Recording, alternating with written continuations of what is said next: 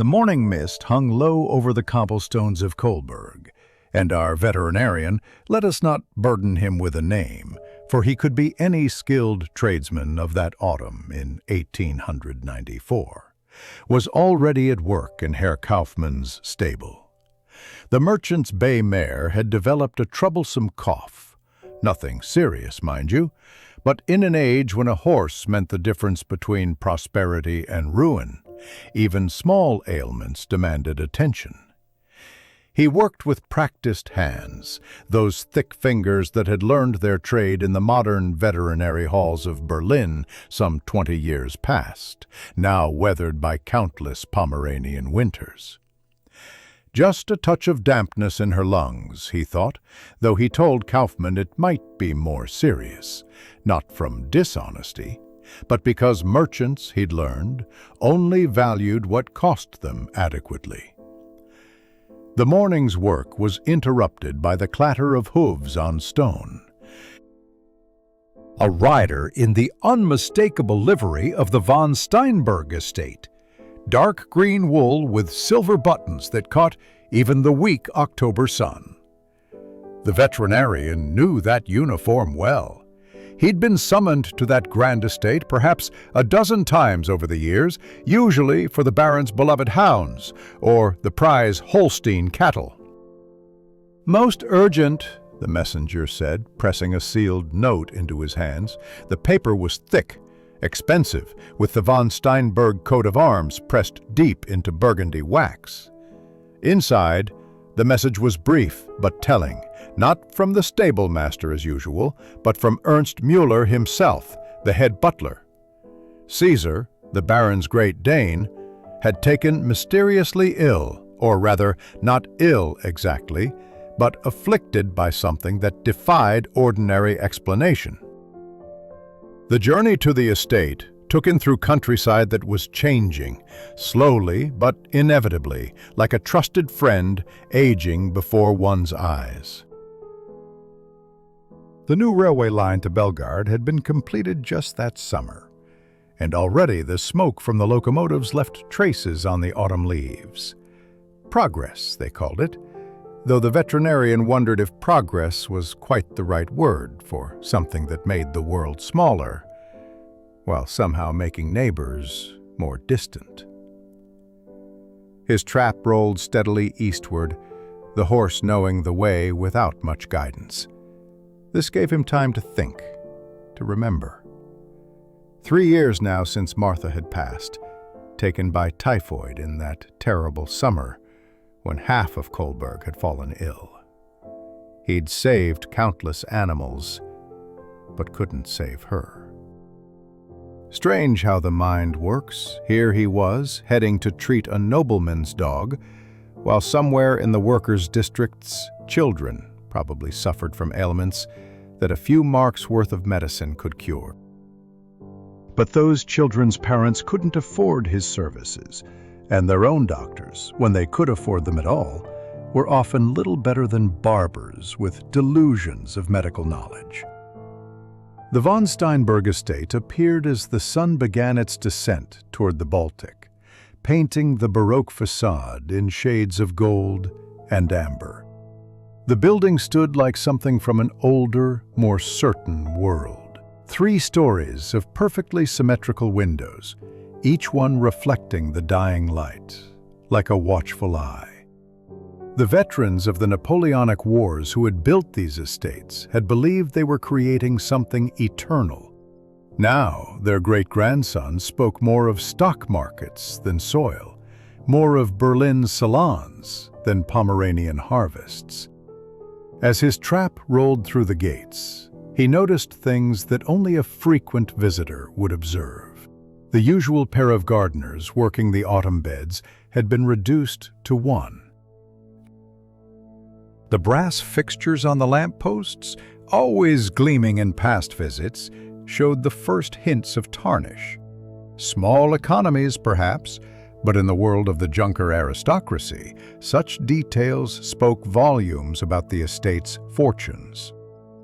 Ernst Müller met him at the servants' entrance, another telling detail, as the veterinarian had often been received at the main door when treating the Baron's favorite animals.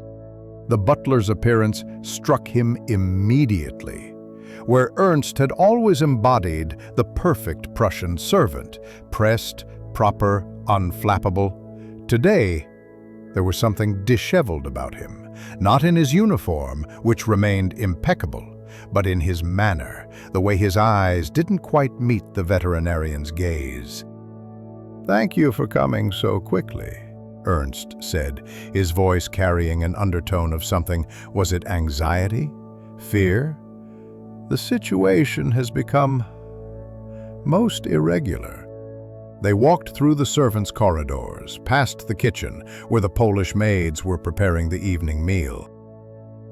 The veterinarian caught a glimpse of Anna Kowalski, whom he'd treated once for a dog bite. She'd been feeding estate scraps to stray cats, he remembered, and one of the Toms had turned ungrateful. She looked up from her work, and something in her expression suggested she wanted to speak, but Ernst's presence prevented it. "The Baron," Ernst continued as they climbed the narrow back staircase, "has taken this matter most seriously. He believes—" The butler paused, choosing his words with visible care. "He believes Caesar's behavior portends something significant." The library doors opened onto a scene that would have been comical, if not for the palpable tension in the room. Baron Friedrich von Steinberg, 71 years of weathered nobility, sat rigid in his leather chair, while his Great Dane, Caesar, pressed against his legs, trembling. The dog's attention was fixed on the far corner of the library, near the French windows that overlooked the estate's park. Every few moments, a low growl rumbled from the animal's chest, the kind of sound that made even brave men reconsider their approach. "It started 3 days ago," the Baron said, without preamble, his voice still commanding, despite the slight wheeze that accompanied his words. The veterinarian had noticed the old man's decline on each visit. The heart condition that Dr. Hartmann had mentioned in town was taking its toll. Tuesday evening, precisely at dusk, Caesar simply refused to enter that corner. Watch." The Baron gestured toward the space in question, and the veterinarian observed carefully. Nothing seemed amiss. Mahogany shelves lined with leather-bound volumes, a small Persian rug, a reading stand positioned to catch the afternoon light. Yet Caesar's reaction was undeniable. The dog's hackles rose, and when the Baron attempted to lead him toward that corner, Caesar planted his considerable weight and refused to budge. "The servants whisper," the Baron continued, and here his voice dropped, carrying a note of something the veterinarian rarely heard from the old Junker. "Fear. They say it's a harbinger.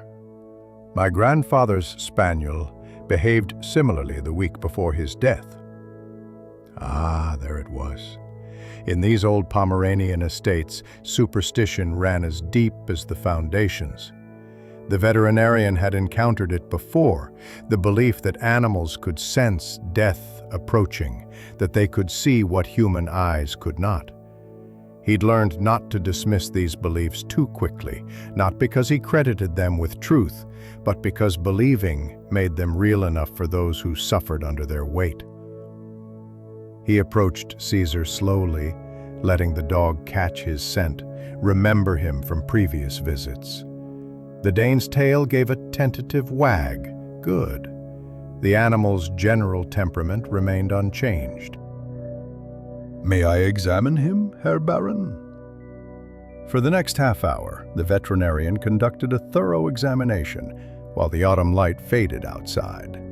Caesar's eyes were clear, his temperature normal, his heartbeat strong and regular. The dog showed no signs of illness, no indication of pain or discomfort. Only when facing that particular corner did the animal display any distress. "Has anything changed in the household recently?" he asked, running his hands along Caesar's spine, feeling for any irregularities. "New servants, different routines, changes to this room?" The Baron frowned, considering. "Wilhelm arrived yesterday from Berlin, unexpected visit. But Caesar's behavior began before that." Wilhelm.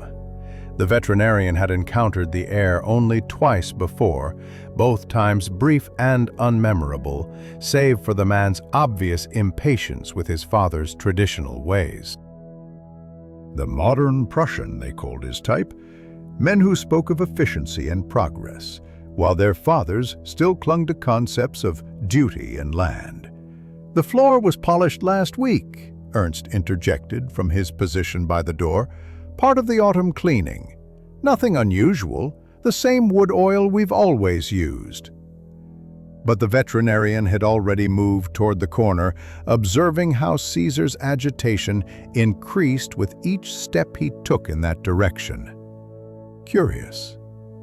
He knelt, running his fingers along the floorboards, and noticed they did indeed gleam with recent attention. The smell of lemon oil was evident, but underneath it, something else, so faint that human senses barely registered it. "I should like to observe Caesar over time," he said, rising. "Perhaps stay the night, if the Baron permits. Sometimes these behaviors reveal patterns that aren't immediately apparent." The Baron nodded eagerly, too eagerly perhaps, betraying how deeply this matter had unsettled him. "Ernst will arrange a room. You'll dine with us, of course." Dinner in the von Steinberg household was an education in decline disguised as continuity. The dining room remained magnificent. Oil portraits of long-dead ancestors gazed down at a table that could seat 20, but only 4 places were set.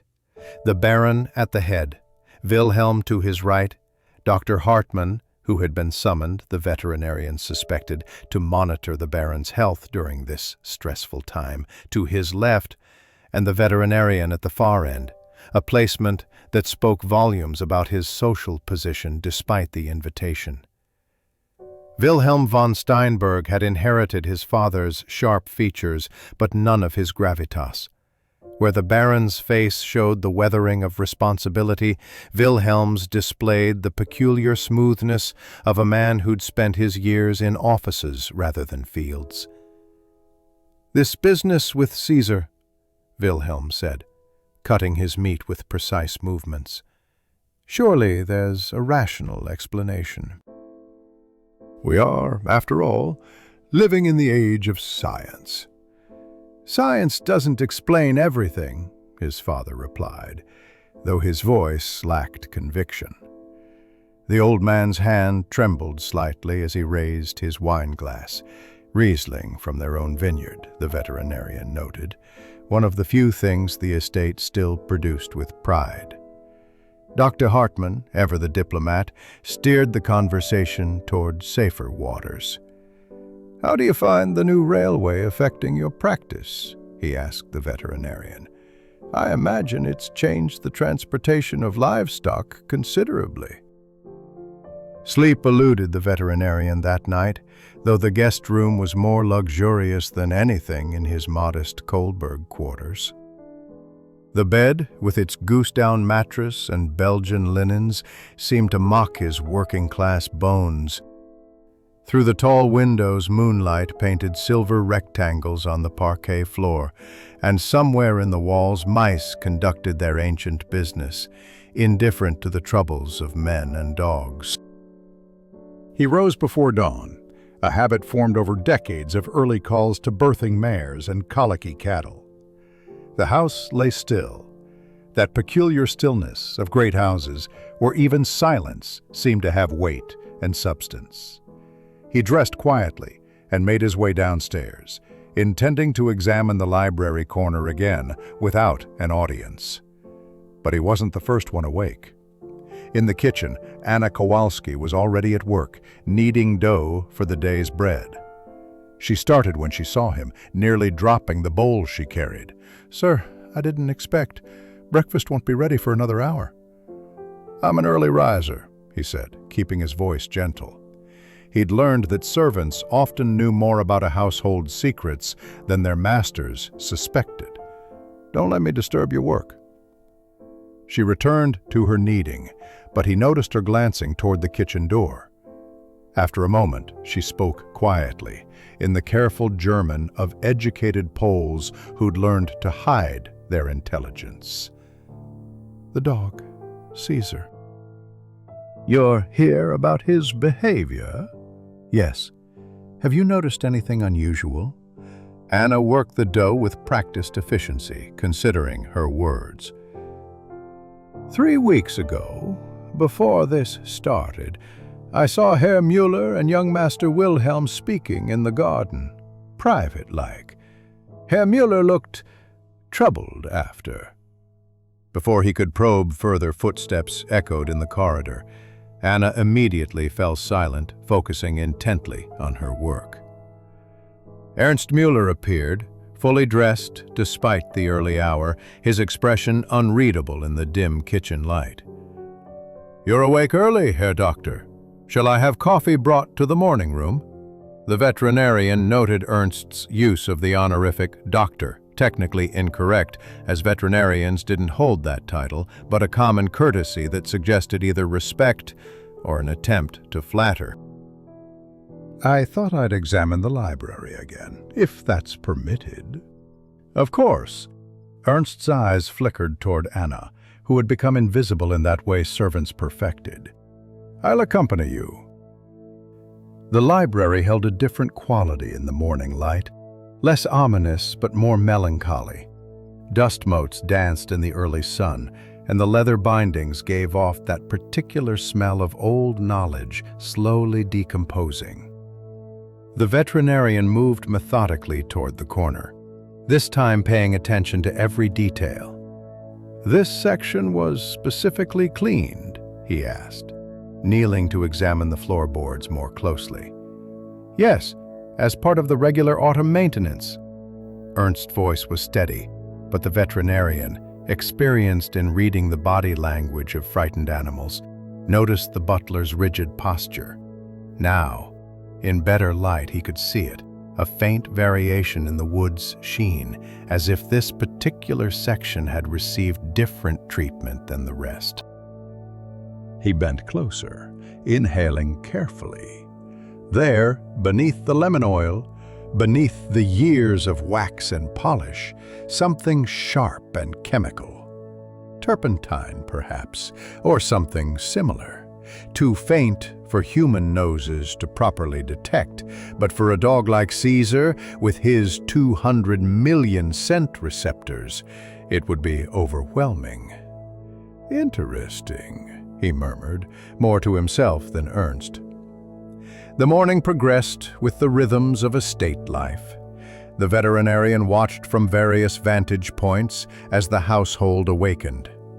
The Baron took his breakfast in bed, Dr. Hartmann attending him. The old man's heart was indeed fragile, each day a negotiation with mortality. Wilhelm emerged near noon, dressed for riding, his impatience evident in every gesture. "How much longer will this investigation require?" Wilhelm asked, pulling on his gloves in the entrance hall. "Father is working himself into a state over what's clearly just an animal's quirk." "Animals don't develop quirks without reason," the veterinarian replied mildly.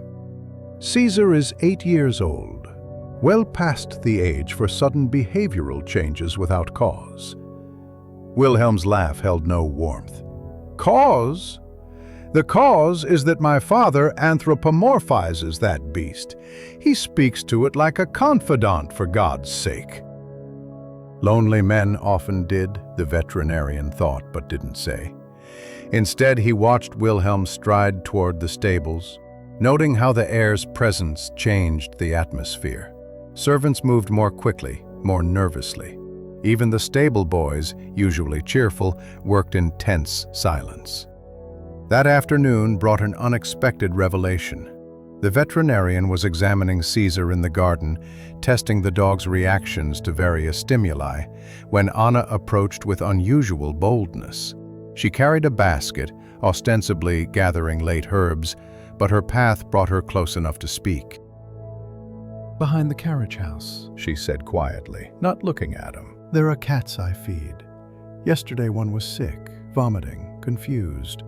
I found it had walked through something spilled near the garden shed, something that smelled sharp, chemical."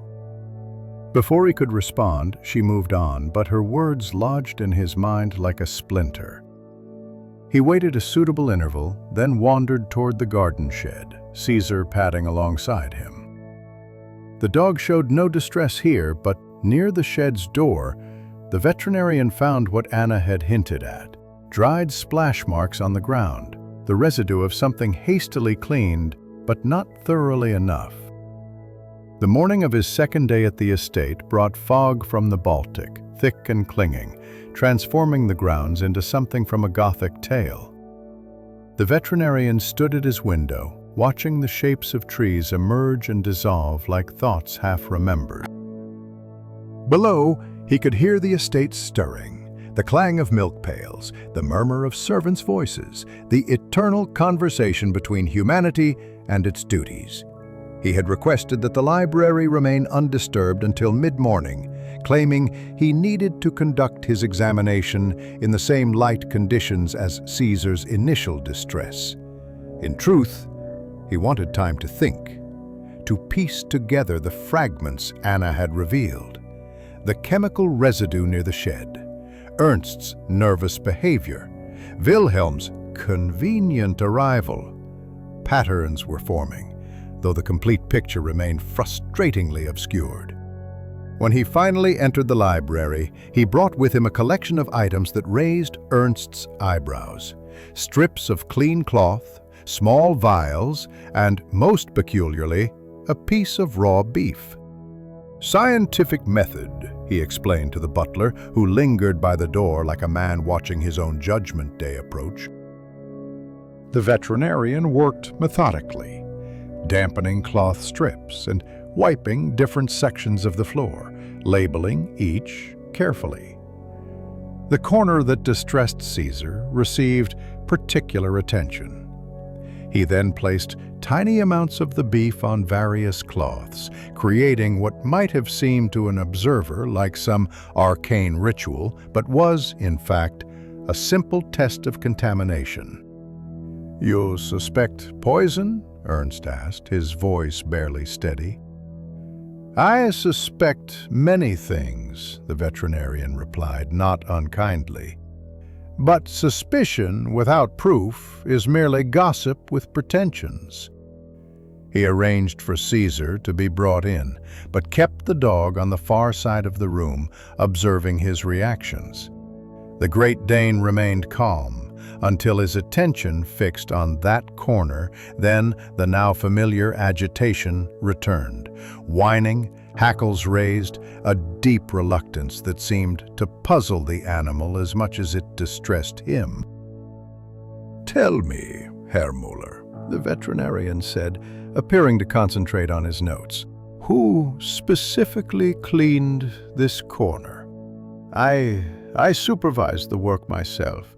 Young Klaus, one of the footmen, did the actual polishing. And the materials used: standard wood oil, nothing unusual." But there it was again, that slight catch in the voice, that momentary hesitation that spoke louder than words. The veterinarian placed one of his treated cloth strips near Caesar. The dog sniffed it with normal curiosity. Another strip, from a different section, received the same casual inspection. But when he presented the cloth from the corner, Caesar immediately backed away, a low growl building in his throat. "Fascinating," he murmured, making additional notes. "Herr Muller, might I speak with Klaus? He's been dismissed 3 days ago for theft. Some silver spoons went missing." How convenient, the veterinarian thought. Servants dismissed for theft rarely lingered to tell their version of events. especially if they hope to find work elsewhere without references following them like shadows. That afternoon, Dr. Hartman joined him in the garden, both men walking slowly, their breath visible in the cooling air. The physician had been observing the veterinarian's investigation with professional interest. "You found something," Hartman said. It wasn't a question. "The floor in that corner has been treated with something that disturbs the dog. Turpentine, most likely, or a similar spirit. Too faint for our noses, but overwhelming for Caesar."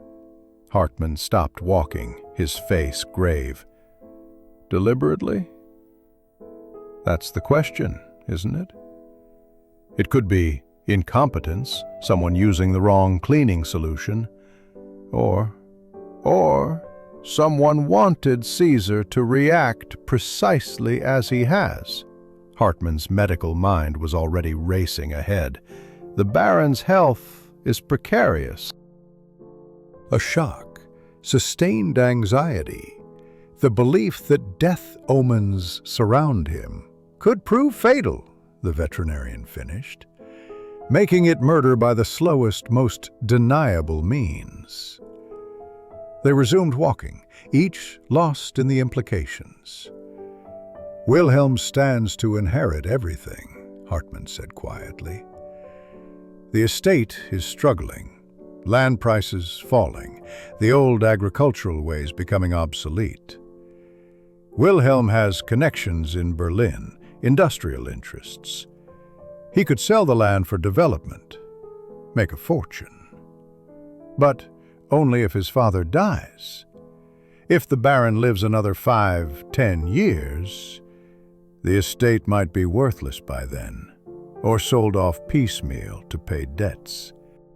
The veterinarian thought of Ernst Müller, 40 years of service, watching his world crumble. What promises might Wilhelm have made? What fears exploited?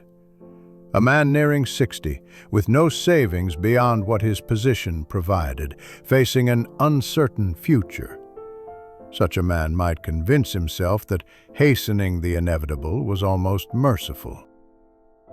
That evening, the veterinarian made a decision. He found Anna in the servants' hall taking her brief supper break.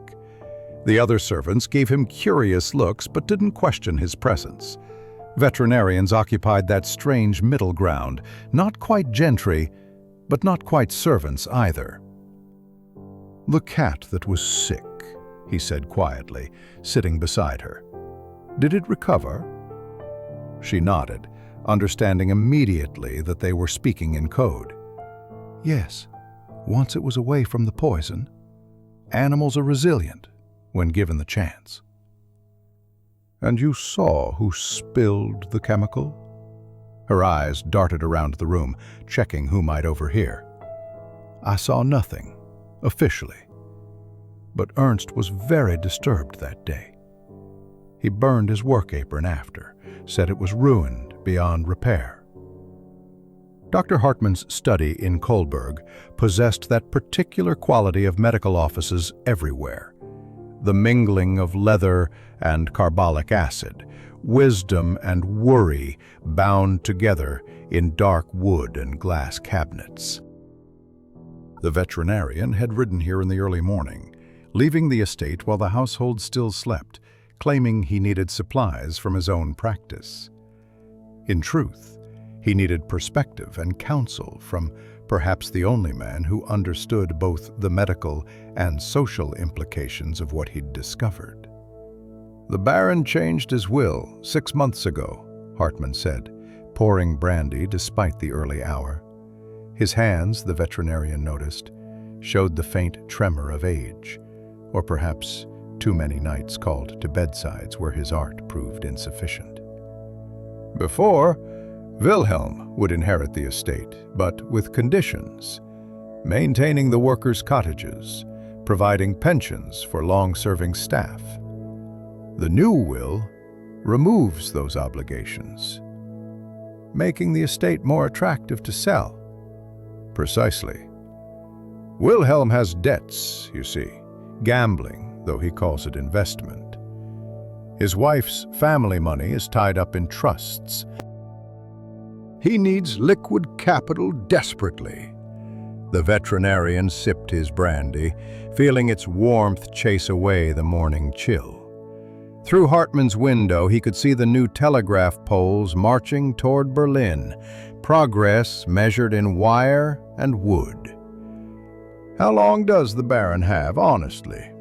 With care and peace of mind, perhaps 2 years, maybe 3. With constant anxiety, believing death omens surround him? Hartman shrugged. Weeks, possibly days. The heart is peculiar that way. It responds to what the mind believes as much as what the body experiences. They sat in companionable silence, 2 men who'd seen enough of death to respect its patience. Finally, the veterinarian spoke. Ernst Müller has served that family for 40 years. What drives a man to betray such loyalty? Fear, Hartman replied immediately.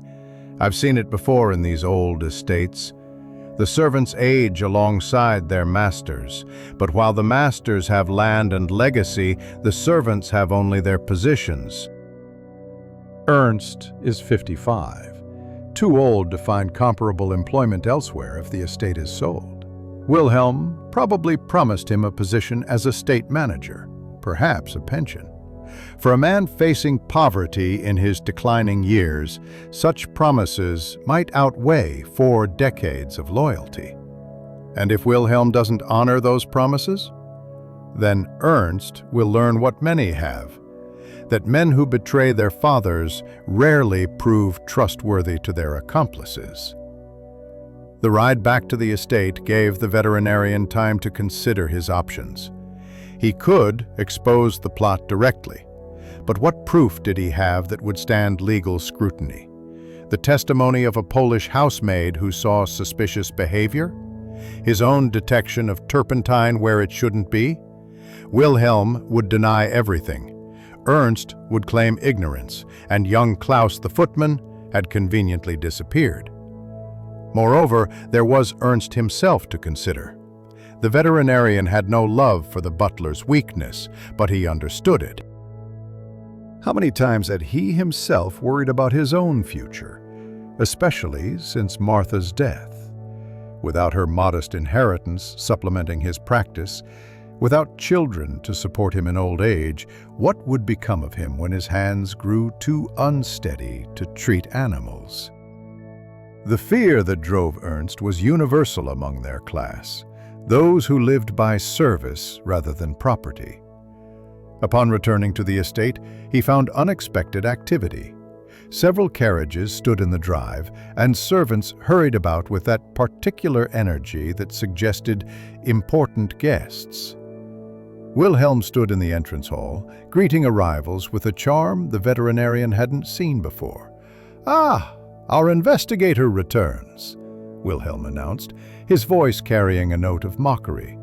"Gentlemen, this is the veterinarian my father insisted on consulting about our supernatural difficulties." The assembled men, a mixture of local landowners and what appeared to be Berlin businessmen, regarded him with polite disinterest. One, however, stepped forward with genuine curiosity. "Supernatural? How fascinating. Don't tell me the old Baron has ghosts now." "Merely a distressed dog," the veterinarian replied carefully. "Often, what seems mysterious has a simple explanation." "Or a complex one masquerading as simple," the man countered, revealing intelligence behind his fashionable whiskers. "I'm Hoffman, by the way. I deal in chemical supplies in Berlin. Turpentine, wood spirits, that sort of thing. Dull, but profitable." The veterinarian's pulse quickened, but he kept his expression neutral. "An interesting coincidence. I've been investigating whether certain chemicals might be affecting the Baron's dog." Hoffman's eyes sharpened. "Indeed. What type of chemicals? Before the veterinarian could answer, Ernst appeared, his face pale. Herr Doctor, the Baron requests your immediate presence. Caesar has taken a turn. The library was in chaos. Caesar lay on his side, panting heavily, foam at his mouth. The Baron knelt beside him, tears streaming down his weathered face, while Dr. Hartmann checked the dog's vital signs. Poisoned, Hartmann said grimly, though I believe not fatally. The symptoms suggested he ate something treated with turpentine, the veterinarian finished, his anger barely controlled. This was escalation, desperate and clumsy. Someone had grown impatient with the slow approach. The veterinarian worked through the crisis with automatic precision, his hands steady even as his mind raced. Induced vomiting first. Salt water forced down Caesar's throat while the Baron held his beloved companion's head. Then activated charcoal, mixed into a paste to absorb what poison remained. The great dog's body convulsed, expelled the tainted matter, and gradually, his breathing steadied. He'll live, the veterinarian announced, after an hour of intensive treatment. But he needs rest and observation. The Baron's relief was palpable, aging him and restoring him in the same moment. Thank God, he whispered, stroking Caesar's head with trembling fingers. Thank God, and thank you. Wilhelm had arrived during the treatment, his face a study in conflicting emotions. How did this happen? Surely the kitchen staff should be questioned. Not the kitchen, the veterinarian said firmly. Caesar was fed something deliberately tainted. The amount was calculated, enough to cause distress, not death. He looked directly at Wilhelm, almost as if someone wanted to escalate the supernatural fears, but miscalculated the dose. The room fell silent except for Caesar's labored breathing. Dr. Hartmann caught the veterinarian's eye. They both understood the implications. Someone was growing desperate, taking risks that bordered on stupidity. I need to examine where Caesar was fed, the veterinarian said. Who gave him his morning meal? I did, Ernst said from the doorway, his voice hollow. As I have every morning for 8 years. The veterinarian studied the butler's face, devastation written in every line. This wasn't the expression of a guilty man, but of one watching his world collapse through the actions of another. Show me where you prepared it. They walked to the servants' area in tense procession, the veterinarian, Ernst, and unexpectedly Herr Hoffmann, the chemical merchant from Berlin. Professional curiosity, Hoffmann explained. If someone's misusing industrial chemicals, I take that personally. The preparation area seemed normal enough. Clean surfaces, Caesar's special bowls, the remains of the morning's beef and rice mixture. But the veterinarian's trained nose caught it immediately, that sharp, piney scent clinging to one of the bowls. This bowl, he said, lifting it carefully. When did you last wash it? Yesterday evening, as always. Ernst's voice was barely audible. But this morning what? Young Master Wilhelm visited the kitchen early, before dawn. Said he wanted to check on Caesar's diet, ensure he was getting proper nutrition during his illness. The silence that followed felt dangerous, charged with unspoken accusations. Hoffmann broke it with unexpected authority. That bowl has been contaminated with industrial-grade turpentine. I can smell it from here. The same type, I'd wager, that someone applied to the library floor. You can't prove anything, Wilhelm's voice came from behind them, cold and controlled. He'd followed them, sensing perhaps that matters were escalating beyond his control. A smell isn't evidence. No, the veterinarian agreed, turning to face him, but patterns are. The corner of the library, treated just before Caesar's first episode, your arrival coinciding with the escalation. The footman Klaus, conveniently dismissed, and now this. A poisoning that occurs just as your father's health shows improvement from Dr. Hartmann's treatment. Wilhelm's facade cracked slightly. You're suggesting I would harm my father's dog? Absurd. I'm suggesting, the veterinarian said carefully, that someone made a devil's bargain. Promise an aging servant security in exchange for small acts, adding something to floor polish, looking the other way at convenient moments. But when those small acts proved insufficient, when the Baron's strength proved greater than expected, desperation led to clumsiness. He turned to Ernst, who stood frozen, tears tracking down his carefully composed face.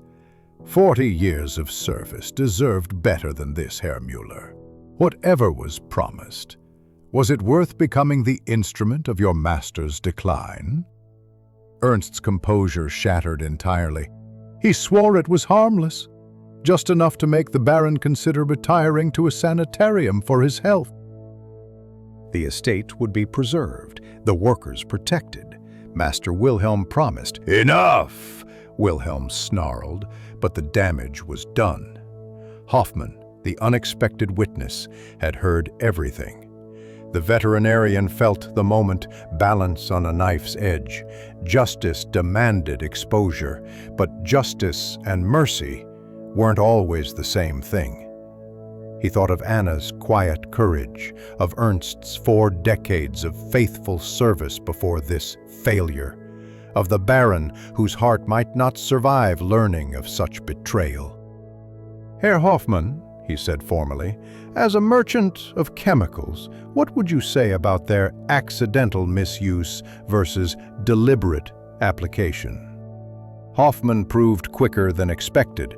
Accidental misuse is tragically common.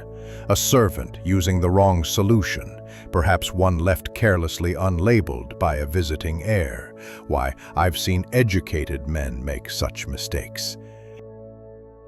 The important thing is correcting the error before permanent harm occurs. Wilhelm's face cycled through rage, calculation, and finally, grudging understanding. The veterinarian was offering him a way out, one that preserved the family honor while ensuring his defeat. The solution, when the veterinarian proposed it to Dr. Hartmann that evening, possessed an elegance born of necessity. They sat in the estate's small study, away from the family's quarters, speaking in the hushed tones of conspirators plotting a kindness. We tell the Baron that Caesar's affliction stems from an unusual sensitivity developed with age, the veterinarian explained. That certain modern chemicals, harmlessly used in cleaning, have created an aversion. It's not entirely false. Dogs do develop sensitivities. We'll say the poisoning was accidental contamination from these same chemicals. Hartmann nodded slowly, understanding the deeper game. And the treatment? A gradual reconditioning. I'll work with Caesar daily, slowly reintroducing him to the library corner. Meanwhile, we ensure all traces of turpentine are eliminated. Ernst will oversee a complete re-cleaning with proper materials. He paused, considering his words. Ernst needs redemption through service, not punishment. Let him restore what he helped damage. And Wilhelm? Wilhelm will find urgent business in Berlin. His wife's family requires his presence. Hoffmann will ensure that story spreads. He won't return until Caesar is cured and his father's health stabilized. The next morning brought the implementation of their careful fiction. The veterinarian presented his diagnosis to the Baron with scientific authority, complete with references to similar cases he'd encountered, entirely fabricated but plausible enough to satisfy an old man desperate for rational explanation. "So, Caesar isn't sensing anything supernatural?" the Baron asked, hope lightening his worn features. "Nothing more supernatural than the mysteries of animal perception, Herr Baron.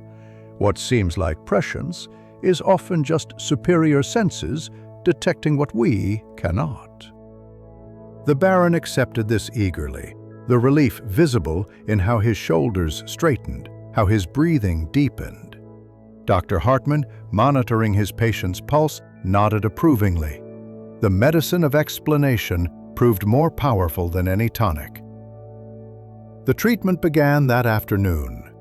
The veterinarian established what he called a desensitization protocol, though in truth it was largely theater. He brought Caesar to the library's threshold, rewarding calm behavior with treats. Each day, they would progress slightly closer to the problematic corner, allowing time for the turpentine traces to fully dissipate.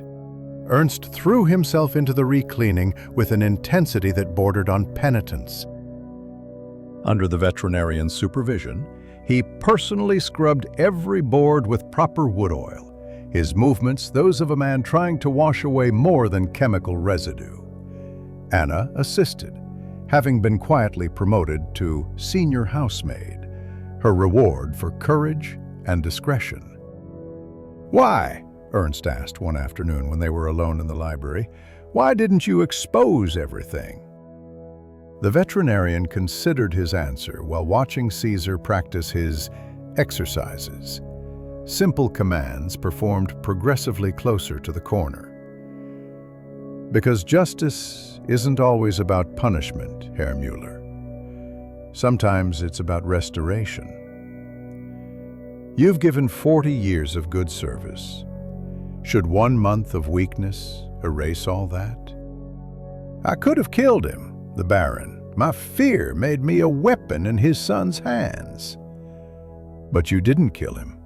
And now, given the chance, you're helping heal what was damaged. That's what matters." Ernst's eyes filled with tears he was too exhausted to hide. "Wilhelm promised me management of the estate, a cottage for retirement. I have a sister in Stettin, widowed, struggling. I thought if I could just secure something." The veterinarian thought of his own fears, the nights he'd lain awake, calculating how many more years he could work, how much he could save. "We all have our terrors, Herr Müller. The measure of a man isn't in never falling, but in how he rises." Days passed in this careful rehabilitation. Caesar grew steadily more comfortable in the library. The Baron's health improved with his restored peace of mind, and the household settled into something approaching normalcy. Wilhelm sent word that pressing business would keep him in Berlin indefinitely. Hoffmann had proven persuasive, or perhaps Wilhelm simply recognized when retreat was his best option. One evening, the veterinarian found Anna feeding her cats behind the carriage house, a practice now officially sanctioned by the Baron, who'd learned of her kindness and approved. "You knew from the beginning," he said, watching her distribute scraps among the eager felines. "I suspected," she corrected carefully. "We servants see things. The way Ernst jumped when Wilhelm spoke, the sudden dismissal of Klaus, the strange smells where they shouldn't be. But who would believe a Polish maid? I believed you." She smiled, the first genuine smile he'd seen from her. "Because you listen. Most people in your position, they look through us, not at us. You see us." Perhaps it was his own intermediate status, the veterinarian thought, neither high nor low, neither servant nor master. Or perhaps it was simpler than that. Perhaps loneliness taught observation, and loss taught compassion. The demonstration was scheduled for a Thursday afternoon, 2 weeks after the veterinarian had begun Caesar's treatment. The Baron insisted on making an event of it, inviting several neighboring landowners to witness what he called modern veterinary science at work. The veterinarian would have preferred less fanfare, but he understood the deeper purpose. The Baron was reclaiming his dignity, showing his peers that he hadn't succumbed to superstitious terror. The library had been transformed for the occasion. Every surface gleamed with proper polishing, the autumn sun streaming through windows that Ernst had personally cleaned until they seemed to disappear. The corner that had caused such distress now appeared entirely innocent, merely another section of the Baron's impressive collection. "Gentlemen," the veterinarian began, addressing the small assembly with more confidence than he felt, "what you're about to witness is the culmination of systematic reconditioning." Caesar's aversion was never supernatural, but rather a heightened sensitivity to particular chemical compounds, a condition more common in older animals than generally recognized. He led Caesar into the room on a simple leather lead, though the dog needed no restraint. The Great Dane walked with his usual dignity, tail relaxed, ears alert but not anxious. The assembled landowners watched with the fascination of men who rarely saw their own animals as anything more than tools or possessions. Step by step, the veterinarian guided Caesar toward the corner. At the halfway point, he paused, offering the dog a small piece of dried beef, a reward but also a distraction for any lingering scent memories. Caesar accepted it calmly, his attention more on his master than the space around him. "Notice the absence of tension," the veterinarian continued, partly narrating for his audience but mostly reassuring the Baron, whose own breathing had quickened. "The gradual approach we've taken has allowed new, positive associations to override the previous distress." 3 steps from the corner, Caesar hesitated, not from fear but simple curiosity. His great head turned toward the veterinarian, seeking guidance. A soft word of encouragement, another small reward, and the dog continued forward until he stood precisely where he'd once refused to go, calm as a lake at dawn. The Baron's relief manifested in quiet tears that he didn't bother to hide.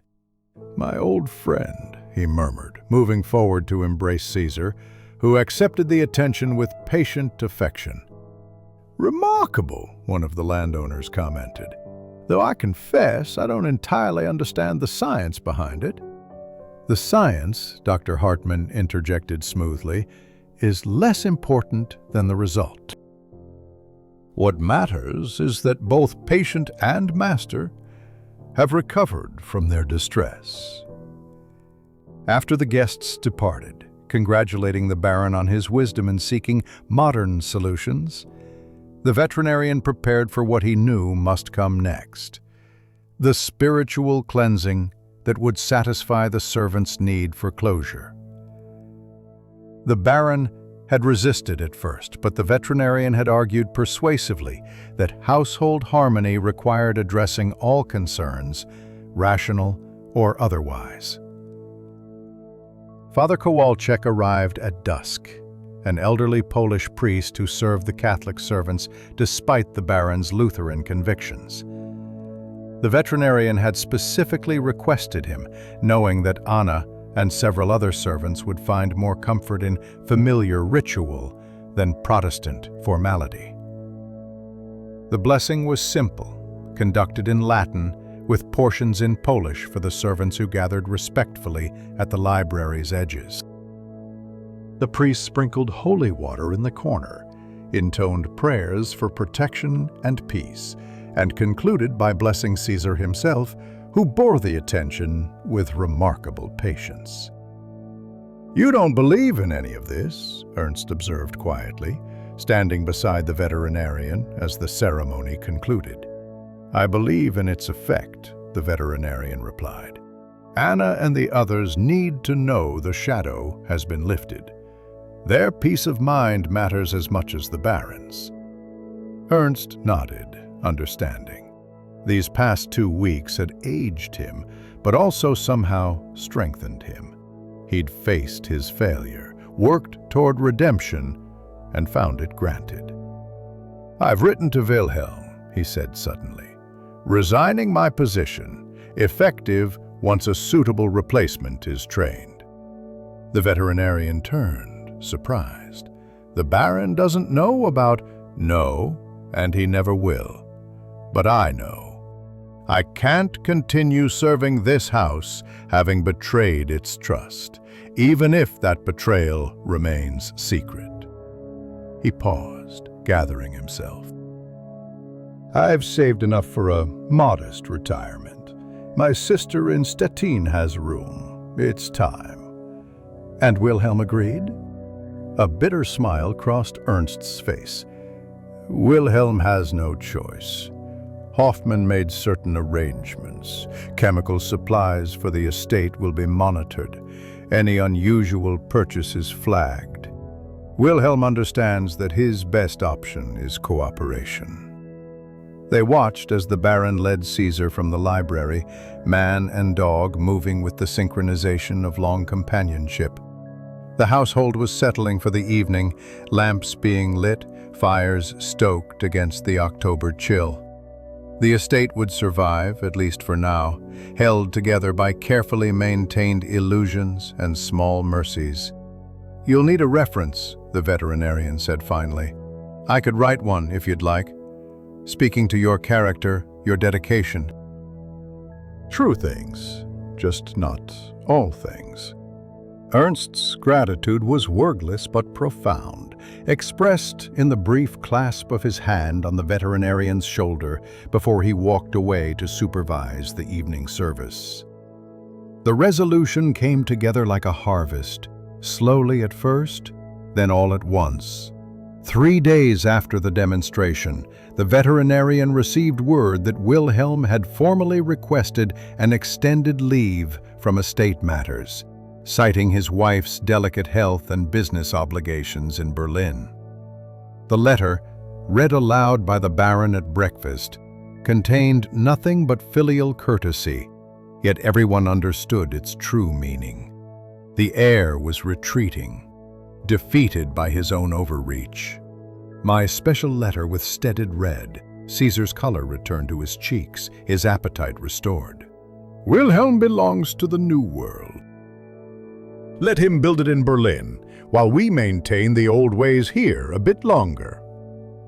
Dr. Hartmann, who'd extended his stay to monitor the Baron's recovery, exchanged glances with the veterinarian. They both recognized the sadness beneath the Baron's pragmatism, a father acknowledging his son's true nature without naming it directly. That afternoon brought unexpected revelations. Anna approached the veterinarian as he prepared to examine Caesar one final time, her manner suggesting important news. "Klaus has written to me," she said quietly, producing a worn envelope. "The footman who was dismissed. He's in Danzig now, working at the shipyards." The veterinarian accepted the letter, noting Anna's ability to read, another carefully hidden accomplishment. Klaus wrote in simple German, his relief evident in every line. He'd been paid handsomely to disappear, but hadn't understood why until later. Wilhelm had given him the turpentine, claiming it was a special wood treatment, insisted he use it on that specific corner. When Caesar reacted, Klaus realized he'd been made an unwitting accomplice. His dismissal for theft, silverware Wilhelm himself had hidden, ensured his silence through shame and the threat of prosecution. "He asked for forgiveness," Anna said. "He's young, only 19. He didn't understand what was happening until too late." The veterinarian folded the letter carefully. "Some sins belong to those who orchestrate them, not those they use as instruments. Klaus was a tool, nothing more." "Will you tell the Baron?" "What purpose would it serve? The danger has passed, Wilhelm is neutralized, and the Baron has his peace. Sometimes the kindest truth is silence. That evening, Ernst announced his retirement formally, citing his age and decades of service. The Baron accepted with grace, though surprise flickered across his features. 40 years, Ernst. 40 good years. 41, Herr Baron, Ernst corrected gently. I arrived the summer of 1853, just after your wedding. They spoke of old times, careful to avoid recent shadows. The Baron promised a generous pension, a cottage in the village if Ernst preferred it to his sister's house in Stettin. The veterinarian watched this careful dance of preservation, both men protecting something fragile but essential. Later, the veterinarian found Ernst packing his modest possessions, each item wrapped with the same precision he'd brought to 4 decades of service. I've recommended Anna for promotion to head housekeeper, Ernst said without preamble. She's young, but she sees everything, understands discretion. The household needs fresh eyes, someone not bound to old loyalties or fears. The Baron will accept a Polish head of household? Times change, even here. Besides, she's proven herself. The Baron values loyalty over birthplace now. Perhaps because he's learned how little birthplace guarantees. They worked in companionable silence, folding linens, packing books. Finally, Ernst spoke again. That first day when you arrived, I was terrified you'd expose everything immediately. Why didn't you? The veterinarian considered his answer. Because I saw a man caught between survival and conscience. We all face that choice eventually. You chose wrong initially. But when it mattered most, when Caesar was actually poisoned, you couldn't go through with it. You called for help. I almost didn't. Wilhelm was furious when I summoned you for the poisoning. He'd done it himself, you see. Grown impatient with my reluctance to escalate. But seeing Caesar suffer, seeing the Baron's tears, 40 years of genuine affection outweighed a few weeks of fear. The veterinarian helped Ernst close a trunk, securing it with leather straps worn soft by years of use. Tomorrow, Ernst would leave for Stettin, his sister's modest home, a life of small routines and smaller horizons. But he would leave with dignity intact, his final service the maintaining of necessary illusions. I have one more task, the veterinarian announced, producing a sealed envelope. A letter of recommendation, as promised. It speaks of your dedication, your attention to detail, your fundamental decency, all true, if incomplete. Ernst accepted the letter with trembling hands, understanding its significance. In their world of rigid hierarchies and careful reputation, such a letter from a professional man could mean the difference between comfortable retirement and destitution. Winter arrived early that year, as if nature itself conspired to close one chapter cleanly before another began. The veterinarian stood at his window in Kolberg 3 months later, watching snow erase the distinctions between road and field, between what was and what might be. On his desk lay 2 letters. Both arrived that morning, both completing circles he'd helped draw. The first came from Ernst, his careful script describing life in Stettin with the measured contentment of a man who'd found, if not happiness, then peace. His sister's house was small but warm, he wrote, and he'd taken to helping at the local Catholic church, small repairs, maintaining the altar linens, tasks that asked nothing of him but presence and care. I sleep without dreams now, he'd written. and the veterinarian understood that sometimes the absence of nightmares was blessing enough. The second letter bore the von Steinberg seal, though the hand was unfamiliar. Anna wrote with the confidence of someone who'd found her place, describing the estate's quiet winter rhythms. The Baron remained well, she reported, spending his days with Caesar in the library, reading aloud from histories and agricultural journals as if the dog were a scholar. Dr. Hartmann visited weekly, more friend now than physician. Wilhelm had not returned, nor was he expected before spring, if then. Caesar grows older but remains dignified, Anna wrote.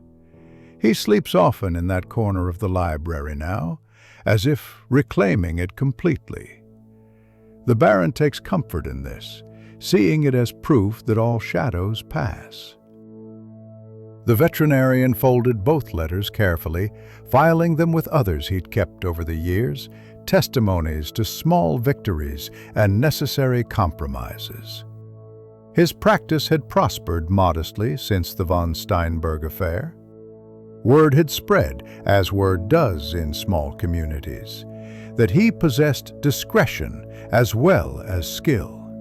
The wealthy called on him more often now, trusting him with problems that went beyond sick animals to the sickness of houses divided against themselves.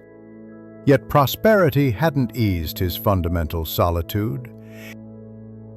Martha's absence still shaped his days like water shapes a stone, slowly, persistently, wearing away sharp edges while leaving the core intact. He'd considered remarrying, had even been introduced to a merchant's widow with property and pleasant manners, but something held him back.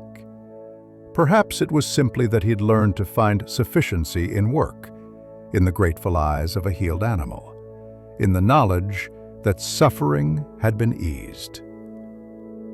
That afternoon he made his rounds through Kohlberg's streets, the snow muffling the usual city sounds until everything seemed wrapped in wool.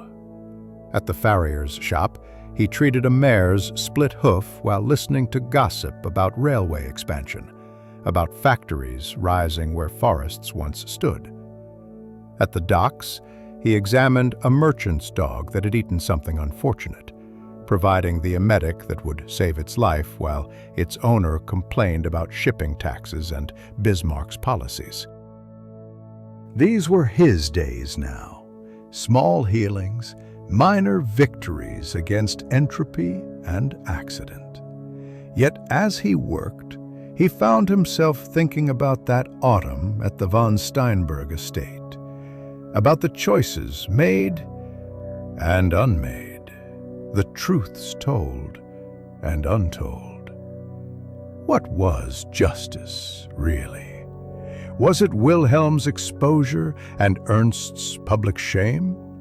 Or was it what they'd achieved, a danger neutralized, a peace restored, dignity preserved for all parties?